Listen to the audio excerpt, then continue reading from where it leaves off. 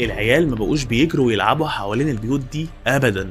واحد من الاهالي قال احنا حسينا ان الدم لسه هناك، الارواح اللي ساكنه البيت ده ما رضيتش تمشي. لكن الحقيقه ان كل الكلام ده ما جابش ولا دليل، والقلق فضل يزيد اكتر واكتر. في الايام الاولى كنت بشوف في الاخبار عربيات الشرطه بتلف كل يوم على كل البيوت، لكن بعد اسبوعين تحقيقات بدات تهدى وزيارات الضباط قلت.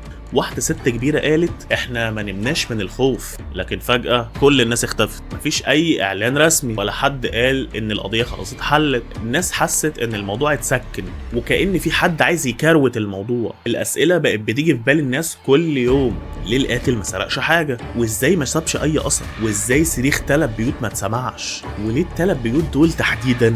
واحد بيقول ان هم ممكن يبقوا شافوا حاجات ما كانش ينفع يشوفوها، حد تاني قال الموضوع اكبر بكتير من قرية بني مزار. كل الاحتمالات مفتوحة، لكن الدليل مفيش. الناس بقت بتحس ان الحقيقة اوسع بكتير من خيالهم.